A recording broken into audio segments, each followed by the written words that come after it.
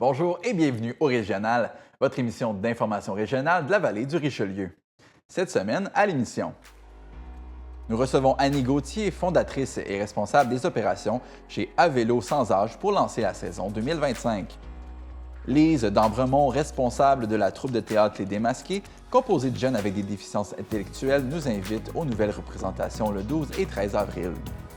On s'entretient en studio avec Normand Lécuyer, directeur général et artistique du Centre culturel Aurel Dubois et des rénovations qui débutent.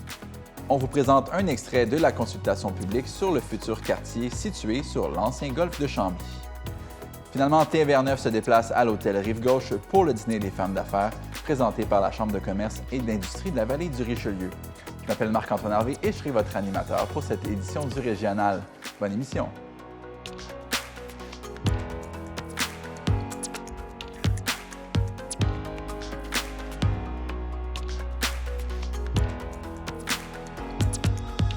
Comme à chaque semaine, l'équipe de TVR9 vous propose un tour de l'actualité dans la vallée du Richelieu. Les droits de mutation immobilière, mieux connus sous le nom de taxe de bienvenue, continuent d'être une source de revenus importante pour Mont-Saint-Hilaire et Belleuil. En 2024, les deux municipalités ont perçu plus de 3 millions de dollars chacune. À Mont-Saint-Hilaire, les droits de mutation ont atteint 3,8 millions de dollars, une augmentation de 600 000 dollars par rapport à l'année précédente, mais toujours sous la barre des 4 millions pour une deuxième année consécutive. La municipalité avait atteint un sommet proche de 5 millions de dollars en 2020, en pleine croissance immobilière. À Belleuil, les revenus de ces taxes ont connu une baisse marquée, passant de 4,75 millions en 2023 à 3,22 millions en 2024. Une baisse attribuable à la vente exceptionnelle du mail Montenac en 2023, qui avait rapporté 1,6 million de dollars en droits de mutation. Les deux villes observent une tendance générale au ralentissement du marché immobilier, liée entre autres à une hausse des taux d'intérêt et à l'inflation. Toutefois, le nombre de transactions a légèrement augmenté en 2024. Malgré ce plus grand volume, Belleuil perçoit moins de droits de mutation que sa voisine, en raison de la valeur des transactions généralement plus basse.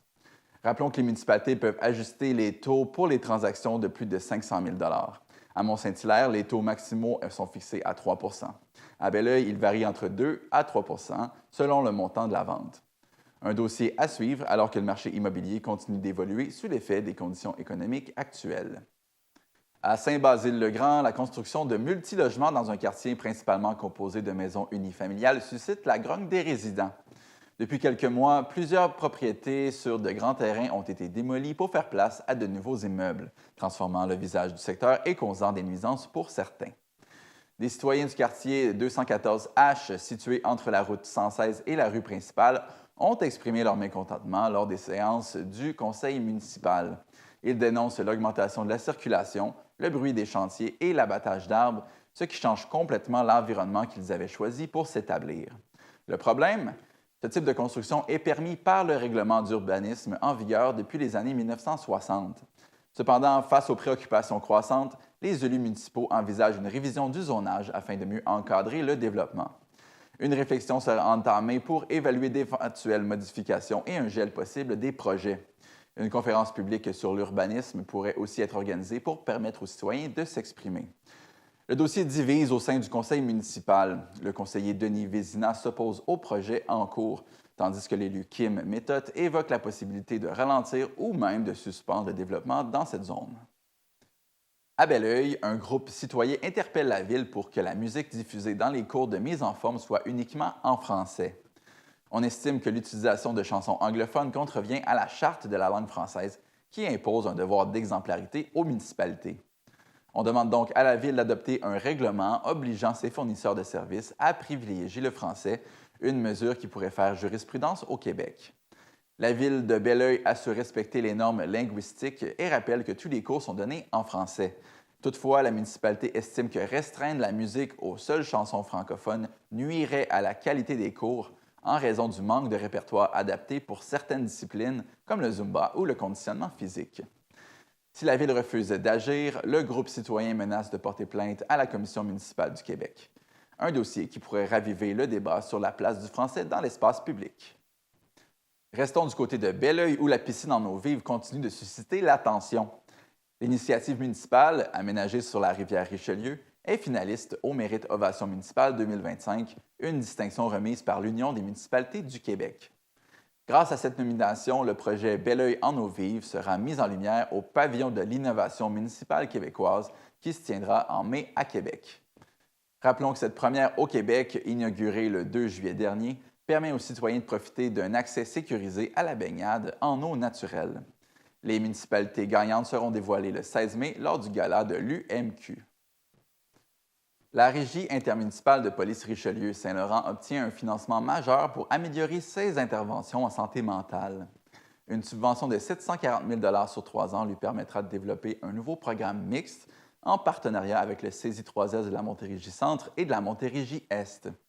Déjà, la Régie collabore avec une travailleuse sociale dans le cadre de l'équipe de soutien à l'intervention psychosociale. Cette nouvelle subvention vise à renforcer cette approche en ajoutant un intervenant supplémentaire et en bonifiant les services pour mieux aider les personnes vulnérables. Le porte-parole de la Régie, M. Jean-Luc Tremblay, affirme que les discussions sont en cours pour déployer rapidement le programme. L'objectif, réduire la judiciarisation des personnes en détresse et offrir un soutien psychosocial adapté. Le financement provient du programme de soutien aux pratiques policières concertées. En tout, 22 services de police du Québec se partageront une enveloppe de 9 millions de dollars pour mettre en place ces pratiques mixtes combinant l'intervention policière et psychosociale. Le ministre responsable des services sociaux, Lionel Carman, souligne que cette approche change la façon dont le Québec gère les crises en santé mentale et en itinérance. Une annonce officielle sur la mise en place du programme pourrait avoir lieu ce printemps. Voilà, c'était votre tour d'horizon hebdomadaire de l'actualité dans la vallée du Richelieu.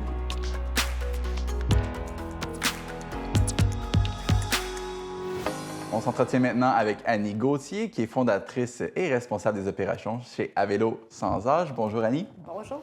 Merci d'être là avec nous aujourd'hui. On sent un peu l'effervescence du printemps qui arrive. Parlez-nous de ce que vous offrez aux personnes de la région. Alors oui, le printemps s'en vient, donc on est en pleine préparation pour les balades qu'on offre.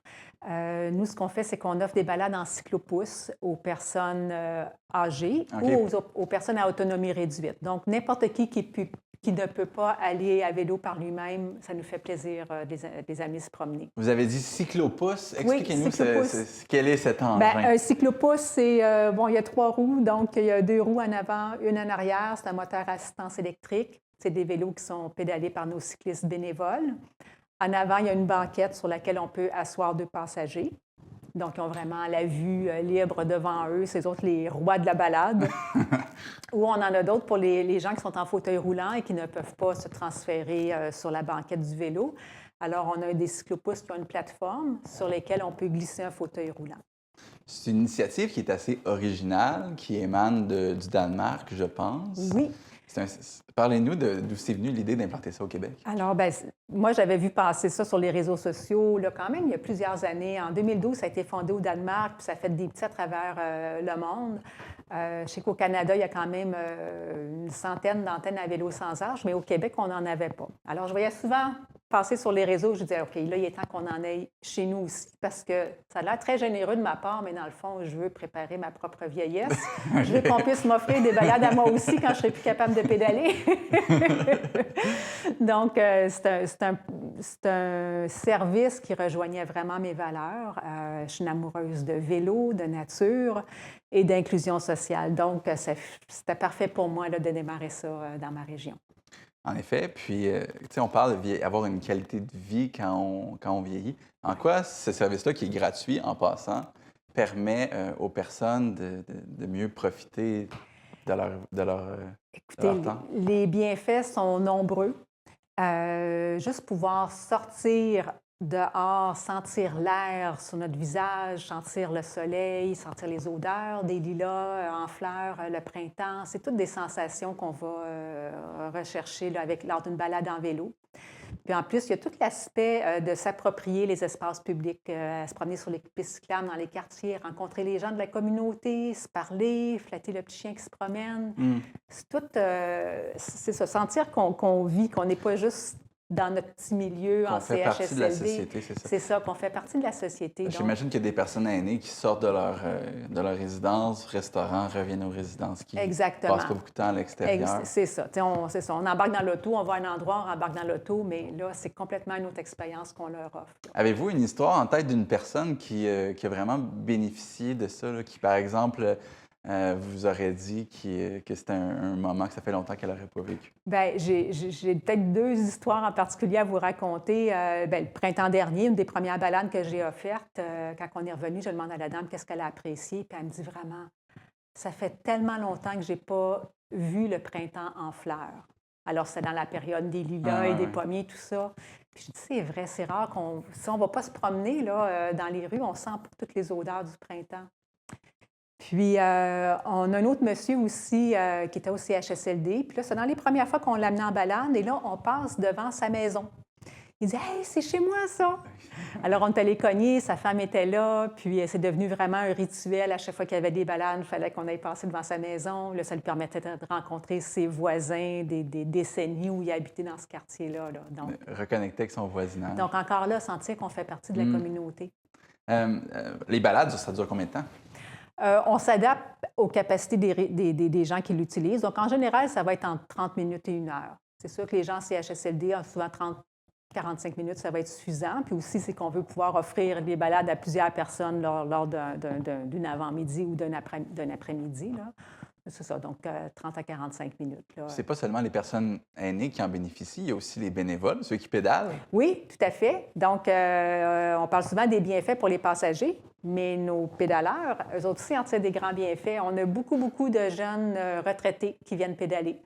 Alors, ils viennent, on rêve tous un petit peu de la retraite, mais une fois qu'on a fait nos rénovations, qu'on s'est occupé de notre jardin, qu'on a fait le tour du monde 3 fois. On a fait notre voyage de rêve, donc on commence à sentir qu'on a besoin de se sentir utile, c'est vrai. de revoir du monde. Alors, les bénévoles viennent eux-mêmes briser leur propre isolement social, ils viennent se remettre en forme, développer un sentiment d'utilité sociale, faire partie de la communauté. Donc, c'est tous les bienfaits que les bénévoles en retirent.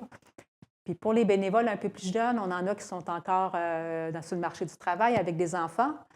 Donc, ils ont une vie plus effrénée, un rythme plus effréné. Alors, ils viennent se poser lors d'une balade à un rythme plus lent, puis apprécier, vivre dans le moment présent. Mais il y a une formation pour les bénévoles, hein? Oui. Est-ce que vous avez eu des cas là, où il y a eu un bénévole qui voulait venir faire son entraînement du mardi après-midi? Non, ils sont très bien encadrés. Ils font une auto-formation en ligne pour apprendre à comment agir avec les personnes handicapées, les personnes âgées. Ils revérifient le code de la sécurité routière. Puis ensuite, on leur donne une formation sur route, où là, ils apprennent à conduire le cyclopouce, ils reçoivent toutes les consignes de sécurité, dont une vitesse maximale de 15 km/h. Ils ont des trajets sécurisés sur lesquels ils doivent circuler. On ne se promène pas n'importe où avec les cyclopouces. On veut que ça soit dans des quartiers paisibles, des endroits où on se sent en sécurité. Donc, ils ont en tout 4 heures de formation là, avant de pouvoir offrir des balades. On est dans une société où tout va vite, où on valorise beaucoup la performance. Comment est-ce que c'est enrichissant de côtoyer des gens qui ont plus d'expérience, qui sont plus âgés? Je dirais que ça nous prépare à notre propre vieillissement de pouvoir les côtoyer. Puis, faut pas avoir... des fois, juste aller visiter un aîné, des fois, on peut être un petit peu mal à l'aise, on ne saura pas trop quoi parler, mais lors d'une balade, la discussion est beaucoup plus fluide. Puis, ils nous parlent librement de ce qu'ils vivent, de comment ils vivent cette étape de vie. Puis nous aussi, on peut leur poser des questions. Puis ça crée vraiment des relations qui sont intéressantes et enrichissantes. Là. Parce que quand on a justement une vie effrénée, puis on pense qu'on a des problèmes, puis on les voit gros, puis on en discute avec quelqu'un qui a beaucoup plus d'expérience, des fois, on se rend compte que c'est comme un peu moins grave qu'on pense. Oui, ça leur fait vraiment plaisir de nous partager leur expérience de vie. Là. Puis on repart toujours avec avec de quoi réfléchir. Comment ça fonctionne, le financement pour l'organisme? Ah, là, vous parlez d'une bonne question. Alors, c'est sûr, comme n'importe quel organisme, le financement, c'est le nerf de la guerre, hein, parce que derrière chaque balade à vélo, il y a beaucoup de travail, il y a le recrutement des bénévoles, la formation. les assurances responsabilité civile, l'entretien des vélos et j'en passe. Donc, on reçoit quelques subventions. Donc, l'année passée, on a eu le programme Circonflexe Prêt pour bouger qui a financé l'achat d'un cyclopousse. Ils ont financé l'achat d'un cabanon où on range nos équipements. Ils ont financé aussi du salaire pour les opérations de l'antenne à vélo sans âge à Belleuil. Mais on est toujours à la recherche de soutien financier, là, soit par des dons ou des commandites, des entreprises de la région qui veulent s'impliquer, embarquer dans le mouvement à vélo sans âge, là. Donc, c'est toujours bienvenu. On a des bels endroits sur nos cyclopousses où on peut mettre le logo des entreprises de la région. OK. Vous êtes vous adaptez, vous offrez un peu de la publicité oui, aussi aux entreprises. Certains, c'est un travail d'équipe à vélo sans âge. Non, puis c'est une mission qui est vraiment d'actualité, qui conjugue la santé, qui conjugue briser l'isolement.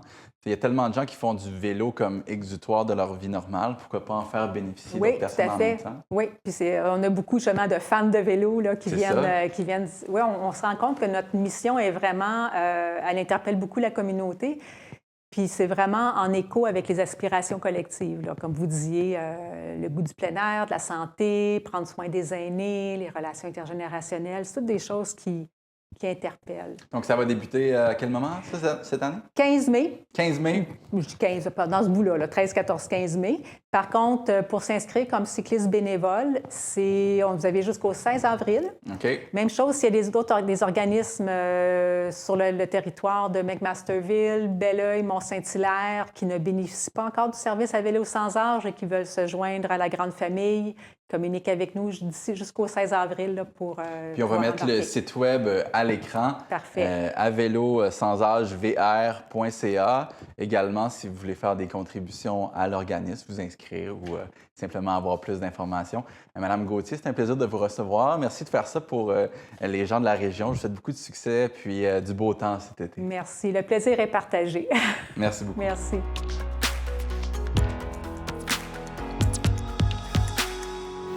On accueille en studio Mme Lise d'Ambremont, qui est responsable bénévole de la troupe de théâtre Les Démasqués. Bonjour Lise. Bonjour. Bienvenue en studio. Merci. Vous êtes ici pour parler de votre nouvelle pièce de théâtre Au Pays des Fées, qui a une particularité, qui regroupe des jeunes qui ont des déficiences intellectuelles qui font partie de la pièce de théâtre. Oui, et ça depuis déjà plusieurs années. Oui, c'est des jeunes qui vivent avec une déficience, peu importe, trisomie, déficience intellectuelle, et accompagnés de piliers. Ce qu'on appelle des piliers, c'est des gens comme vous et moi qui viennent les aider à jouer, en fait. Puis souvent, des fois, c'est le contraire. C'est l'handicapé qui va aider l'autre à jouer comme il faut. Alors, c'est un échange sur scène vraiment intéressant. C'est vous qui êtes à l'origine, qui avez pensé à cette pièce, qui l'avez... Oui, cette pièce-là, oui, comme depuis, c'est ma 12e année où je suis la personne bénévole responsable. Alors oui, j'écris, mais toujours en fonction des gens qui sont là. Oui, comment vous faites pour faire ça, justement, d'écrire une pièce de théâtre en l'imaginant puis en essayant de l'adapter particulièrement pour chacun de vos comédiens? Bien, c'est que je les connais. Alors, en les connaissant bien, je connais leurs capacités et j'essaie de donner la vedette. Bien, ils n'ont pas tellement, comme cette année, il n'y a pas tant de vedettes, tu sais, un qui ressort plus que l'autre, mais j'essaie tout le temps de les faire évoluer. Vu qu'il y en a que ça fait depuis le tout début qui sont là, il y a ma fille qui est là depuis 20 ans, comme il faut, si ce n'est pas 25, on est en 2025, elle est là depuis 25 ans. Il y en a d'autres que ça fait 10 ans, 13 ans. On essaie toujours d'augmenter leur niveau. Quel est l'effet de participer à une pièce comme ça pour ces jeunes-là? Est-ce que ça a des répercussions sur leur confiance en eux? Ah, ça, c'est Avez-vous un exemple à nous donner là, d'un jeune que ça l'a fait vraiment évoluer? Moi, j'en avais une au tout début. Elle voulait même pas se tourner vers le public. OK. Et la première pièce, elle n'a pas parlé du tout. La seule chose qu'on lui a demandé, c'est qu'il fallait qu'à la fin, qu'elle crie. Elle l'a fait. Mais d'année en année, puis elle a été là, moi, j'ai été là au moins 12 ans, 13 ans. Là, cette année, elle a décidé qu'elle ne s'impliquait plus. Même l'année passée, je pense, je ne me souviens pas si elle était là. En tout cas, bref, cette année, elle n'était pas là. Puis, à chaque année maintenant, Elle faisait son texte, elle apprenait très bien ses lignes. Puis là, elle disait au pilier, « Hey, c'est à moi à parler. » Est-ce que oui. ça a eu un impact sur sa vie de tous les jours aussi, Bien, vous pensez? sa vie de tous les jours, je ne sais pas, mais comme vous disiez tantôt, leur confiance en eux, oui. Parce que, puis aussi, juste mentionner une chose, c'est que souvent, ils pensent à leur rôle dans la semaine. Puis, tu sais, ils me disent, ah ben là, si je faisais ça, puis là, je pourrais dire ça. Parce que souvent, moi, comme je vous dis, je l'écris, mais j'écris des fois, bon, dans cette scène-là, il va se passer telle affaire, et on va poser telle question, mais j'attends leur réponse avant de l'écrire officiellement. Fait que c'est souvent, ça prend quelques semaines avant d'avoir une pièce, parce que je veux que ça sorte de leur bouche. Parce que si je leur mets des mots, souvent, ça ne fonctionne pas tant. Fait que, d'après, je leur demande, ils sont tous capables de me dire « Ah oui, moi, je répondrais ça. » Mais réponds-le, c'est parfait, Donc, puis on le garde. il y a une démarche artistique là-dedans, là, tu sais. Oui. Et c'est des comédies que vous faites aussi. Toujours. Pour quelle raison vous faites juste des comédies? Moi, je fais des comédies parce que souvent, certains jeunes, si c'était sérieux, seraient drôles. Parce que leur mimique, leur attitude, et là, ça ferait rire le public. Mais on a déjà vu, chez nous, on ne l'a pas vu, mais il y a d'autres troupes des démasqués. Il y en a une qui m'avait dit, en plein milieu, elle faisait un drame, puis les gens riaient. Puis le jeune, il s'est tourné vers le public puis dit « Hey, pourquoi vous riez? C'est même pas drôle, là. » Mais alors, nous, on veut éviter ça. Des fois, par malaise ou incompréhension, les gens C'est peuvent... que des fois, ils sont comiques aussi, tu sais.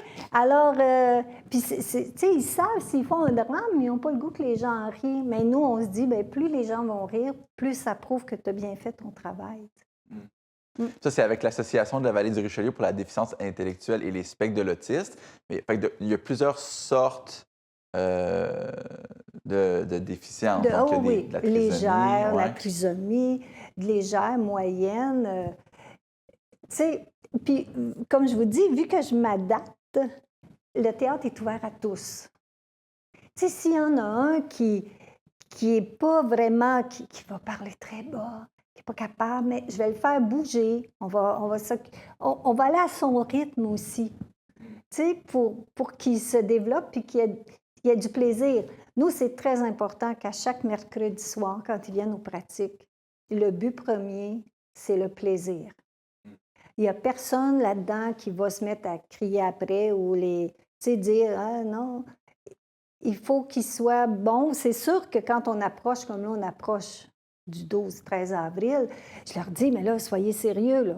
Il faut que vous jouiez, là. » Surtout cette année, ils ont un gros défi. Ils sont dans le deuxième acte, ils sont sur scène tout le temps. On n'en dira pas plus, on va laisser aux gens à la maison pouvoir aller découvrir par eux-mêmes, comme vous l'avez dit. À la 12 et 13 avril à la polyvalente Polybelle. On va mettre les informations à l'écran pour acheter des billets, c'est 15 $. Sur un autre ordre d'idée, vous faites aussi partie d'un regroupement parental pour aider les jeunes qui ont une déficience à pouvoir avoir une habitation. Oui, ça s'appelle Enfin chez moi. On est un groupe de parents vieillissants, comme on dit, parce qu'on sent que nos enfants, à un moment donné, auraient besoin d'un support. Alors, on pense, il y en a dans plusieurs régions maintenant, il y a des maisons d'habitation supervisées, fait qu'on essaie de mettre ça sur pied. Ici, à Belleuil, depuis déjà 3 ans qu'on essaie. Ce serait l'idée d'avoir une habitation de 10 logements supervisés. Qu'est-ce qu'on entend par supervisé? Supervisé, nous, pour notre but, c'est d'avoir quelqu'un qui va être là peut-être des fois pour préparer une cuisine communautaire, être là en cas de besoin le soir, arriver le matin pour être sûr que tout fonctionne, mais dans le jour. Bon, présentement, c'est ce qu'on envisage, mais vu que c'est encore au début, là, on ne sait pas combien de temps on aura besoin de gens, mais on veut des jeunes qui ont une certaine autonomie. Vous êtes à quelle étape dans le projet en ce moment? Présentement, nous sommes à la recherche, nous sommes à l'étape de le présenter à la fac. Le programme d'habitation abordable exactement, du Québec. Et pour ça, il y a un programme qui devrait sortir, mais tu sais, avec toutes les coupures, avec tout ce qui se passe présentement, on se croise les doigts que ça fonctionne toujours, à la fin mars, pour présenter notre projet. Mais idéalement, il faudrait qu'il soit accompagné de lettres d'engagement, soit par des compagnies, soit par des gens privés qui s'engageraient à nous offrir, dire, bon, ben moi, je m'engage à te donner 1 000 ben, une fois, ou bien non, je m'engage à vous offrir chaque année tel montant. Et ça, ce n'est qu'une lettre d'engagement. On ne demande pas d'argent là, mais si le projet est vraiment accepté par la FAC, bien là, à ce moment-là, les gens vont pouvoir nous donner les sous et on aura des reçus d'impôts à leur remettre aussi parce que c'est important. C'est un sujet qui touche beaucoup de gens, puis oui, ces jeunes-là vont avoir besoin d'aide à un certain moment. Donc, ceux qui sont intéressés à avoir de l'information sur le projet, c'est projetenfaitchez-moi@gmail.com. Exact. Puis un Facebook aussi. Madame Dambremont, merci beaucoup d'avoir été présente avec nous. Merci. Je rappelle, vous êtes responsable bénévole pour la troupe de théâtre Les Démasqués. De la VRDI. Oui, merci beaucoup. Merci de faire ce que vous faites. Puis, je suis certain que ça apporte beaucoup de bonheur là, dans la vie des jeunes qui vous aident. Sûrement. Oui, merci. Merci à vous. On accueille en studio M. Normand Lécuyer, qui est directeur général et artistique de l'espace culturel Aurel Dubois. Bonjour, M. Lécuyer. Oui, bonjour, ça va bien? Ça va bien, vous? En fait, je ferai une précision. C'est le directeur général artistique de diffusion de la coulisse qui présente les spectacles au Centre culturel de Belleuil, qui va se transformer dans le futur espace. Bien, c'était ma première question, justement. Comment cet espace-là va être modernisé dans les prochains temps? En fait, c'est un projet assez majeur pour la ville de Belleuil. À l'heure actuelle, il y a la salle de spectacle qu'on connaît au Centre culturel de Belleuil, qui est avec aussi la bibliothèque de la ville de Belleuil. Maintenant, le futur espace va englober toujours la salle actuelle, la bibliothèque et un nouveau studio de création pour le théâtre, l'arrière-scène. Pour situer un peu les gens, au Centre culturel, il y a 2 compagnies en résidence. Donc, diffusion de la coulisse, qui voit la programmation qu'on appelle grand public, et le théâtre de l'arrière-scène, qui est à la fois une compagnie de création et de diffusion pour tout ce qui est le volet jeune public. Donc, il y a 2 compagnies en résidence, et puis l'espace va être aménagé pour vraiment répondre à nos besoins de diffusion et de création pour l'arrière-scène. Parce que dans les ajouts, c'est sûr qu'au niveau de la structure, de la salle, il n'y aura pas d'agrandissement comme tel. OK. Le hall d'entrée sera agrandi pour offrir un plus grand espace d'aménagement pour l'accueil, l'espace de bar et tout. Et un 2e étage sera construit au-dessus du foyer pour aménager le studio de création. C'est un projet de 21 millions de dollars. Exactement, qui est financé par les 3 paliers, c'est-à-dire le provincial, le fédéral et la municipalité. Pourquoi c'est important de faire ça, cette modernisation-là? Bien, le centre culturel a été construit en 1967. Plusieurs aménagements ont été faits au fil des ans, c'est sûr. En 1992, c'est greffé la bibliothèque. Mais aujourd'hui, c'est un projet qui a besoin d'amour, qui a besoin d'être conçu aux normes professionnelles. Donc, c'est des éléments aussi d'équipement, puis d'accueil et de configuration de la salle qui va offrir des perspectives nouvelles pour vraiment augmenter puis bonifier notre mission. Oui, ça fait plus de 30 ans que vous êtes dans le milieu culturel ici. Oui. Pourquoi c'est important d'investir dans notre culture? Bien, c'est parce que ça fait partie de notre identité, ça fait partie de faire rayonner qui nous sommes, donc faire rayonner les artistes, les créateurs. Je pense que par les temps qui courent, c'est vraiment important. Ah oui? Pourquoi particulièrement aujourd'hui? Bien, je pense qu'on est au courant de tout ce qui se passe dans l'actualité.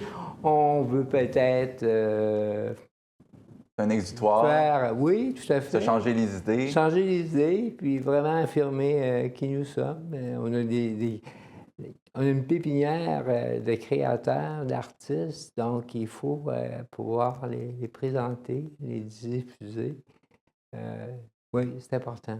Qu'est-ce qui a changé selon vous depuis le début de votre parcours dans la scène culturelle? Est-ce que les médias ont un peu changé ou c'est encore aussi important qu'avant ou même plus d'aller voir les artistes en présentiel, d'aller les voir en personne? Oui, bien, c'est-à-dire qu'en personne, ça sera toujours une expérience unique. Parce que même si on a le même spectacle, 2 représentations, c'est jamais pareil. Puis, bien souvent, le spectateur contribue à ça parce que l'échange entre le spectateur et l'artiste crée des moments uniques des fois. Donc, c'est pour ça que c'est important. Pour les Puis jeunes. vous me dites, ce qui a changé depuis, bien, c'est toute l'évolution de la diffusion. Au début, on voyait à offrir ce que les gens souhaitaient avoir avec des têtes d'affiche. Mais aujourd'hui, on a trouvé une façon pour pouvoir leur faire découvrir des coups de cœur, des nouvelles formes artistiques, différentes musiques, différentes créations. Donc, on contribue à la sensibilisation et au développement des publics par des nouveaux projets. Parlant de l'interaction entre l'artiste et le public, vous allez déplacer les artistes dans une salle plus petite, 60 places. Ouais. Comment ça va contribuer, encore une fois, à rapprocher les gens des arts? Bien, premièrement, c'est un lieu intime, donc il va y avoir un contact assez unique entre Pour les gens qui nous regardent, c'est à la Maison Villebon? Oui, Okay. parce que je dois vous dire que, le centre culturel, c'est une salle de 400 places, et puis pendant cette période-là où on sera sur pause pour des travaux, c'est important de continuer à offrir la présence des artistes dans la communauté. Après plusieurs recherches, parce qu'on a tenté de trouver un autre lieu, mais on était conscient qu'il n'y en avait pas. Mais on a quand même fait des recherches, que ce soit au niveau des églises ou encore d'autres endroits pour pouvoir nous accueillir. Mais de façon générale, lorsque les gens, que ce soit pour des activités communautaires ou encore corporatives, les gens viennent au centre culturel parce qu'on a la plus grande salle pour pouvoir accueillir des gens. Donc, l'inverse, se trouver dans un autre lieu avec un aussi grand nombre de fauteuils, c'est impensable. Donc, de là, s'est présentée la possibilité d'offrir une programmation à la Maison Villebon. C'est sûr que ça va être très intime. Mais néanmoins, avec les producteurs, on a été capables de faire des ententes pour avoir des spectacles sur mesure pour la Maison Villebon. On parle de travaux d'une durée de 18 mois environ. Environ, oui. Qui vont commencer sous peu. En mai prochain, oui. Donc là, à l'heure actuelle, on a déjà terminé notre programmation. Le lancement de saison a lieu le 17 mars.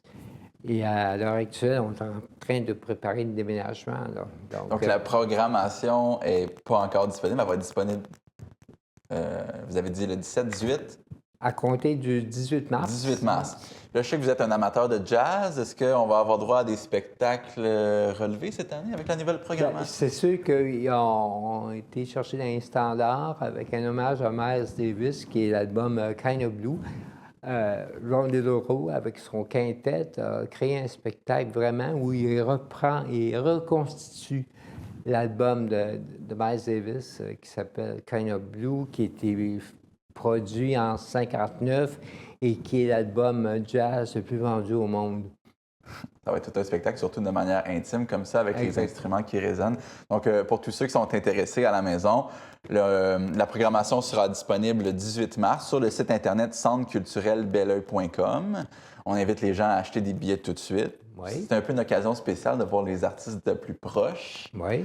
Donc, on invite les gens curieux, les nouvelles personnes à vivre cette expérience-là. Monsieur Normand Lécuyer, je rappelle, vous êtes directeur général et artistique de l'espace culturel Aurel Dubois, qui va être en travaux sous peu. Puis, je vous souhaite un bon succès avec cette transition-là. On a hâte de découvrir le résultat de la modernisation. Merci. Merci à vous.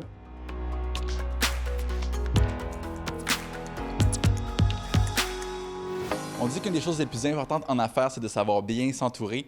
On est aujourd'hui à l'hôtel Rive-Gauche pour une conférence sur l'entrepreneuriat au féminin par le Chambre des commerces de la vallée du Richelieu, Rouville. Nous allons rencontrer des conférencières ainsi que des entrepreneurs. On retrouve Andréane Marquis qui était conférencière ici aujourd'hui. Bonjour Andréane. Bonjour. Pourquoi c'est important pour vous de venir donner des conseils là, aux jeunes entrepreneurs de la région?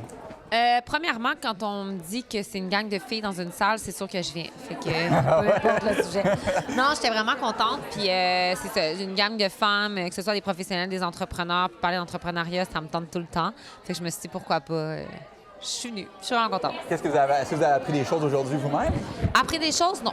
Aujourd'hui, j'ai pas appris de choses. On a beaucoup jasé, par exemple. Okay. On a eu du fun. Ouais. Ça a été quoi les sujets là, qui ont attiré l'attention des gens ici ensemble? Je pense que la majorité des femmes, on se ressemble un petit peu plus toutes pareilles. T'sais, on est très émotives, on a peur de prendre notre place. On a quand même peur de ça. C'était le fun de voir que... Souvent, c'est le fun de se rendre compte qu'on n'est pas toute seule là-dedans. Fait qu'on a parlé de ça. Le fait, tu sais, souvent, moi, j'ai un commerce de détail de vêtements, fait que c'est très masculin. Il y a pas beaucoup de femmes. Fait qu'on a parlé un peu de tout ça. Je pense que ça a intéressé les filles. Qu'est-ce qui est différent, vous pensez, quand on est une femme entrepreneur? C'est sûr qu'on peut avoir des défis différents, mais le plus gros défi?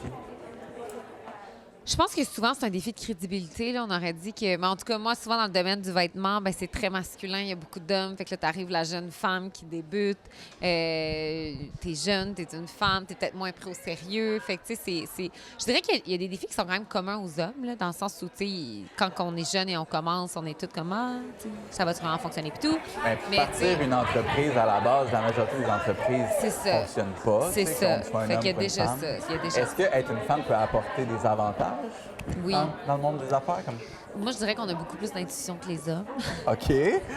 Oh, on est beaucoup plus sensible à plein d'affaires. Je pense qu'on a plus d'intuition. Je pense qu'on a un gros gut feeling si on écoute plus, ça va nous mener plus loin. En tout cas, moi, quand je l'écoute, ça marche. Fait que ça, je pense que les hommes ont moins ça. Fait que c'est un gros avantage, moi, je pense, ouais. Quels sont vos défis à vous, personnellement? À moi, dans le day-to-day ou en général? Parce que c'est important, une conférence comme ça, quand on commence en affaires, le plus important, c'est de bien s'entourer. Je pense que c'est important pour les entrepreneurs de voir des gens qui sont déjà dans le milieu, puis ça ressemble à quoi leur vie, parce que c'est pas pour tout le monde. Les longues heures de travail, des gros défis. Je dirais que mes défis, c'est de... Nous, j'ai 2 entreprises, fait que c'est de prioriser, je mets mon énergie où et dans quoi. Puis les 2 sont vraiment pas au même niveau. Il y en a une qui est beaucoup plus en expansion, mais on est en ouverture de boutique, en acquisition de marché. L'autre, on commence, ça fait 3 ans, fait qu'on est encore dans comme... Chaque petit dollar qu'on met, on voit des trucs bouger, tandis que l'autre, c'est un peu plus gros. Fait que je dirais que mon défi quotidien, c'est de mettre mon énergie à la bonne place. Puis moi, j'ai vraiment plus les tâches en vision puis en expansion. Fait qu'il faut que je trouve une façon de me garder un peu cette liberté d'esprit-là. Si je suis trop dans le quotidien puis dans les problèmes, j'ai pas envie d'avancer. Fait que j'essaie de me libérer de ça. C'est ça mon défi quotidien. C'est sûr qu'il y a ce genre de défi-là, ça prend une tête plus libre. Il y a des opérations, il y a des gens qui sont plus visionnaires. Oui. Ce serait quoi vos conseils pour des entrepreneurs qui débutent? Plus grand conseil, je pense, c'est vraiment de s'écouter puis de se faire confiance. Souvent, quand on commence, on est très à la recherche de les gens qui ont déjà fait ça, c'est quoi leur connaissance. C'est bien d'écouter les gens, mais c'est aussi important de se faire confiance. À un moment donné, c'est important de se dire, il y a une raison pour laquelle tu fais ça. Souvent, tu règles un problème là, quand tu te pars en affaires, mais s'il y avait cette raison-là au début, elle existe sûrement encore. Fait que c'est juste de se ramener à ça puis d'être naïf. Moi, je pense que la naïveté, c'est vraiment utile en affaires.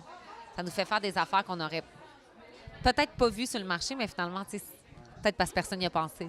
Fait que ça prend une petite naïveté un peu. Ce qui sort de notre entrevue, je pense que c'est l'intuition. Vraiment. Prioriser il y a un petit ça. peu de naïveté. Un peu de naïveté, la persévérance aussi, il ne faut pas abandonner. Oui, non, c'est ça. Ça va être tough.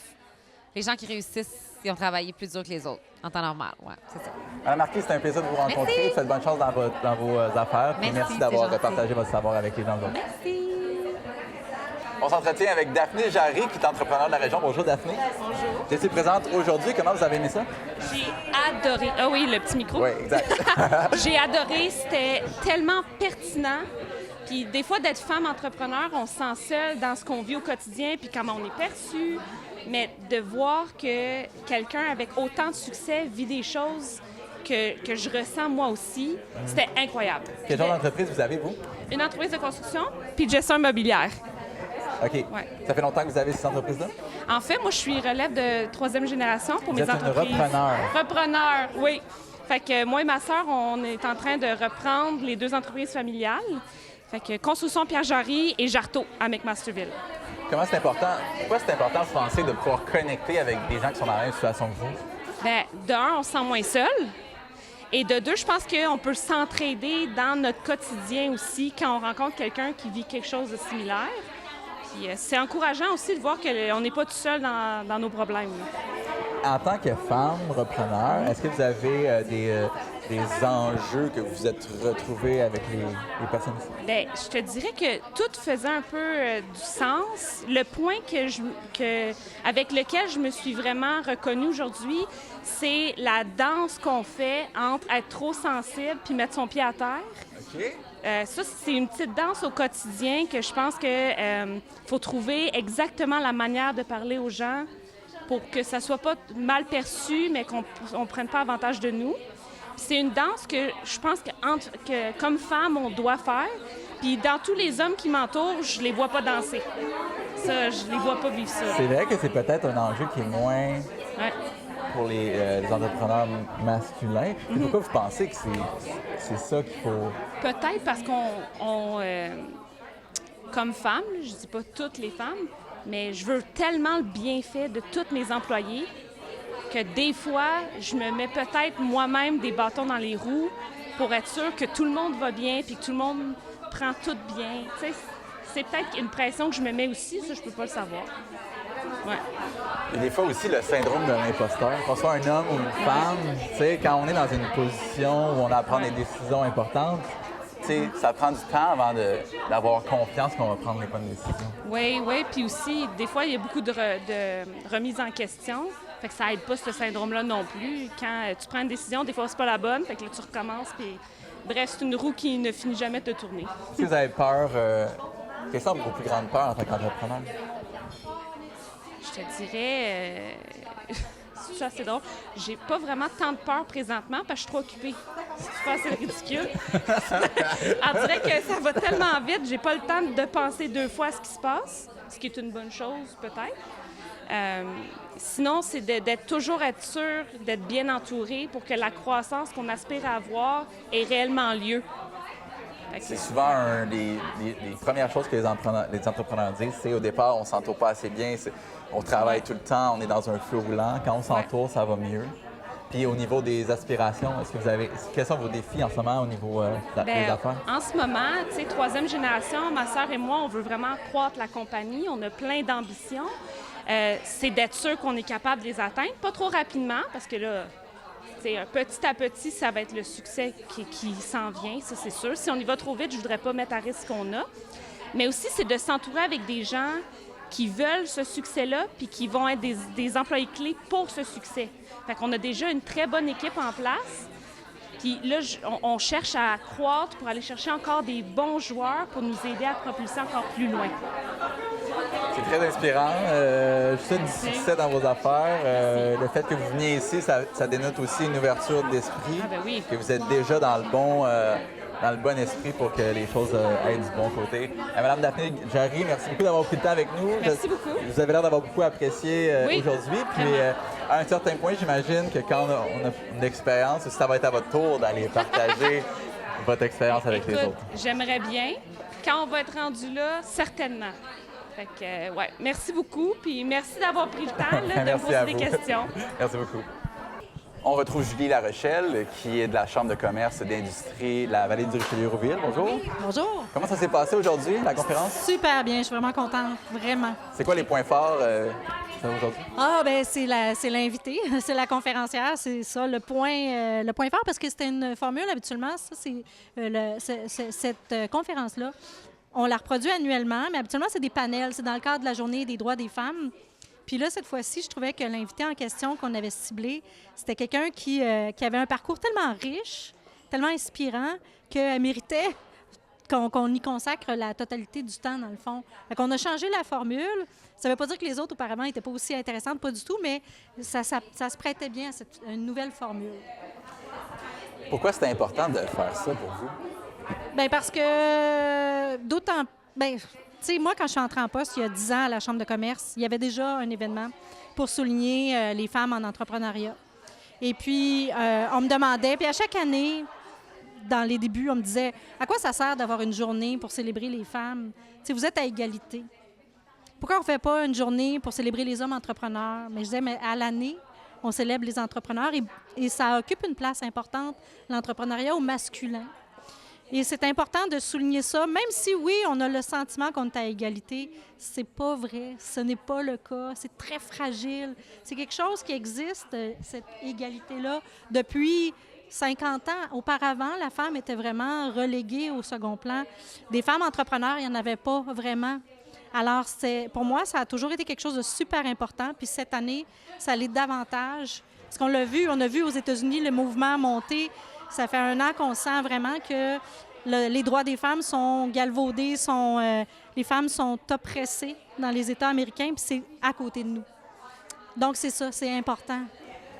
Vous avez dit, depuis le temps que vous êtes impliqué dans l'entrepreneuriat au féminin, est-ce que vous avez remarqué quand même une amélioration des conditions et des opportunités pour les femmes? Oui, assurément. Oui, il y a plus d'opportunités, mais il faut conserver cet état de veille-là parce que c'est, comme je disais tantôt, c'est fragile.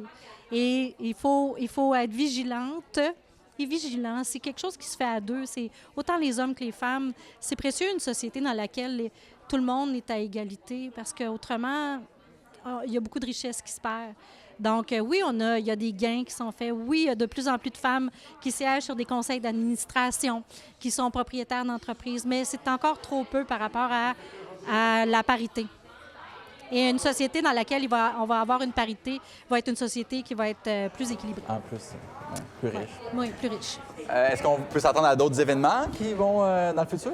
Ah bien, assurément, un événement de la sorte, ça va revenir l'année prochaine, comme je disais tantôt, à chaque année, parce que le 8 mars, c'est la journée des droits des femmes, la journée internationale des droits des femmes. Donc, bien, j'espère que l'année prochaine, il y aura encore cette journée-là, mais assurément que nous, on va toujours donner une place importante à cet entrepreneuriat-là au féminin. Ouais.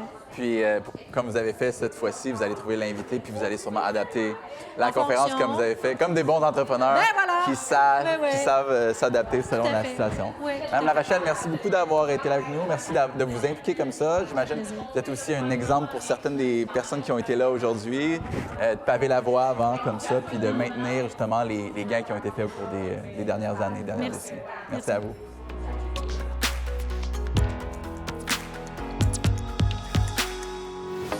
Alors, si ça vous convient, je vais passer la parole à Mme Alexandra Labbé, mairesse de Chambly, pour débuter cette présentation. Oui, bien bonsoir tout le monde. Merci d'être là en grand nombre. Je le répète souvent, c'est intéressant de vous voir en grand nombre dans des événements comme ça, parce que sans vous, la participation publique, la consultation, bien, ce serait assez vide, merci. Alors, merci beaucoup d'être là. On est bien content de vous voir. On voulait faire un rappel du contexte. Je n'irai pas dans un niveau de détail trop prononcé, mais je voulais être sûre qu'on serait tous au même endroit pour accueillir le plan d'aménagement, pour accueillir le concept. Donc, de quel site on parle? Bien entendu, c'est le résiduel du site de l'Ancien Golfe, une superficie totale de 2 801 802 pieds carrés. C'est un site privé, donc c'est un propriétaire privé qui détient le site. C'est en friche. Et c'est à l'intérieur de notre périmètre urbain. Pourquoi on est venu spécifier le périmètre urbain? C'est qu'il faut comprendre qu'à l'intérieur de la grande couronne de Montréal, la communauté métropolitaine de Montréal, la fameuse CMM, on a décidé de ne plus toucher à nos zones agricoles. Donc, tout ce qui est habitation doit être prévu à l'intérieur du périmètre urbain. C'est donc déjà identifié à plusieurs outils d'urbanisme comme voués à développer de l'habitation. Au niveau des déficiences, des besoins du secteur, c'est pas juste des besoins qui nous ont été nommés par les citoyens. On a documenté. On a des problématiques de transport, de mobilité. J'ai pas besoin de vous expliquer que ce site-là est enclavé dans le territoire de Chambly. Puis, c'est sûr qu'on a fait là, une grande étude de circulation qui a duré sur 2 ans, qui couvrait l'ensemble du territoire. Donc, on a certains éléments qui ont été soulevés dans ce secteur-là qu'on a bien identifiés, bien documentés.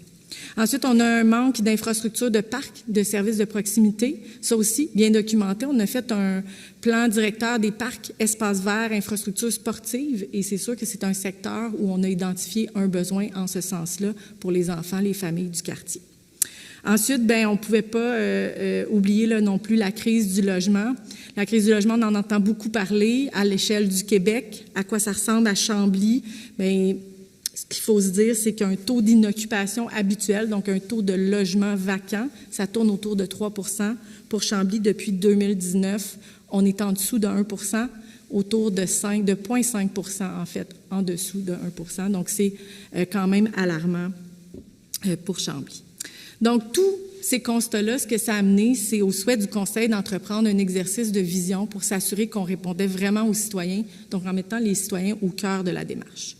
Pour ce faire, il fallait d'abord travailler sur une entente parce que notre vrai objectif, c'était d'en acquérir le maximum de superficie afin de le vouer à des fins de conservation, de mise en valeur de milieux naturels, mais surtout de donner accès à la population à ce grand terrain de jeu.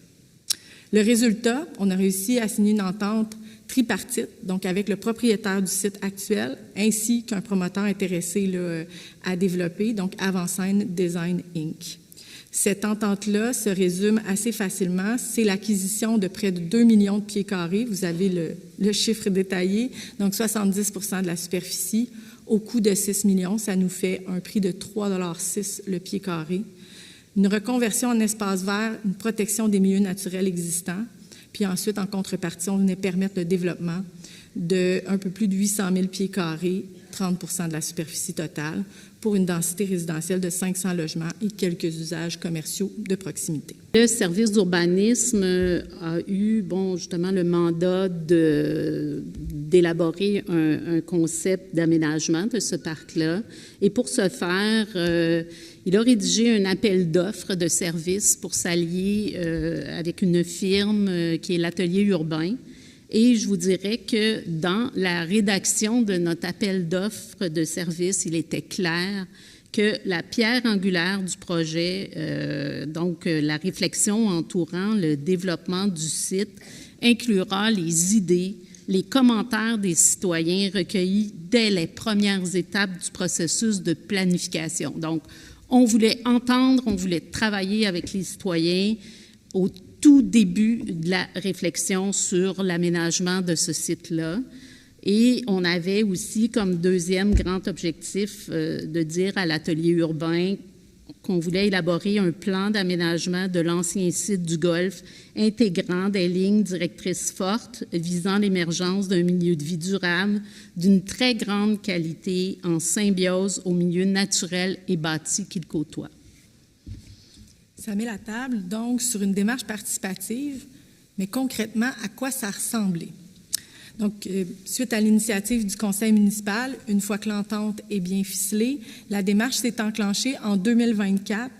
Donc, phase 1, information via le portail citoyen Espace Chambly. On a diffusé abondamment d'informations pour que les gens puissent comprendre où on s'en allait dans ce grand mandat-là. Et on a essayé de récolter là, des candidatures pour, bien sûr, former une cohorte citoyenne. Si vous avez suivi le projet, peut-être que vous allez trouver que je suis redondante, mais je pense que c'est important de spécifier qu'on a eu 30 citoyens qui se sont dévoués sur 3 rencontres de co-création, 30 citoyens qu'on a choisis pour atteindre une parité, donc hommes-femmes, qu'on a choisis aussi pour bien représenter la population en ayant cherché des gens dans différents secteurs de Chambly, mais la plupart venaient du secteur en lui-même parce qu'on trouvait ça important, comme c'était leur milieu de vie qui allait changer, de les impliquer dans la démarche. Phase 3, on est en plein dedans, donc rencontre citoyenne le 10 octobre, c'est ce qui nous permettait de présenter le travail qui avait été fait avec les 30 citoyens.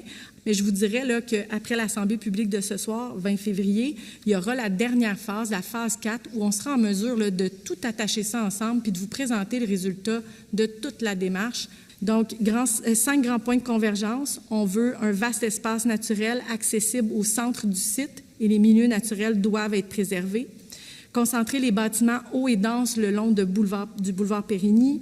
Moduler les hauteurs et les densités, s'assurer qu'avec le bâti existant, qu'avec les gens qui habitent déjà, la transition soit harmonieuse. L'architecture distinctive, on aime ce que Chambly représente, on veut continuer dans cette voie-là et bien sûr préserver des vues sur le vaste parc. On veut prévoir aussi, on vient de parler d'un site enclavé, donc prévoir des réseaux de sentiers connectés aux quartiers voisins. Je suis là donc pour vous présenter le résultat final d'une grande démarche de consultation qu'on a fait auprès de vous. des 4 éléments du concept d'aménagement qui ont guidé toutes nos réflexions. Les grands éléments du concept: révéler, cohabiter, réduire et s'approprier. Donc, tout d'abord, là, on souhaitait mettre en valeur les espaces verts du site qui représentent, qu'on vient préserver le 70% d'espaces verts.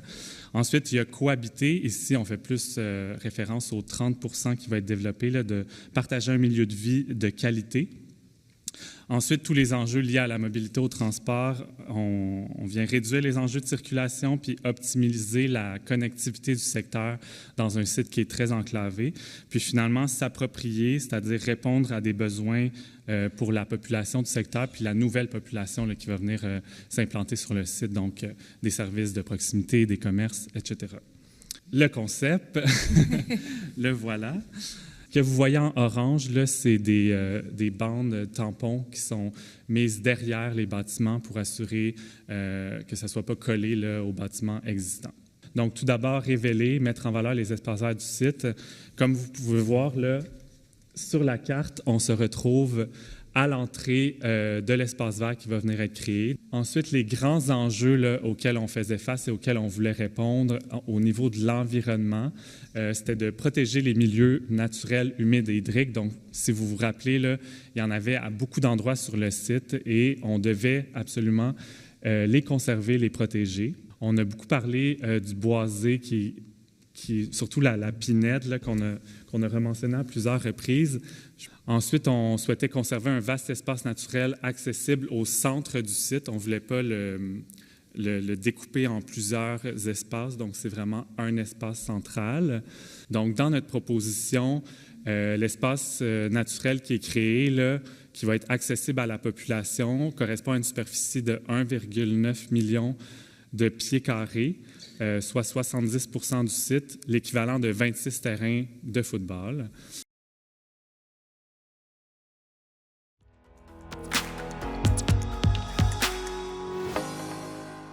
Voilà, j'espère que vous avez apprécié l'émission.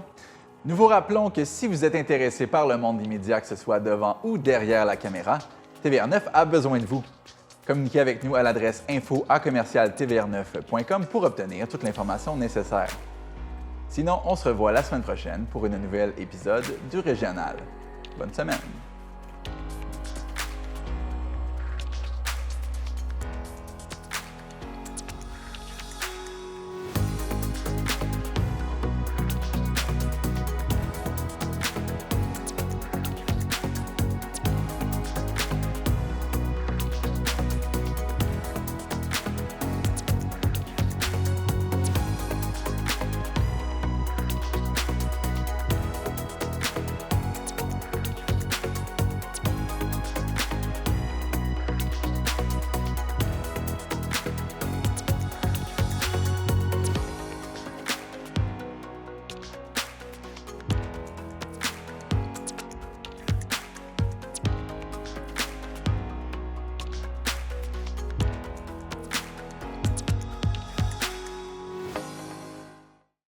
La télévision communautaire autonome parle des enjeux locaux, donne une voix aux citoyens et citoyennes, en plus de faire rayonner les talents d'ici. Accessible à tous, elle appartient à la communauté et donc à vous. J'ose ma télé communautaire, mon média de proximité.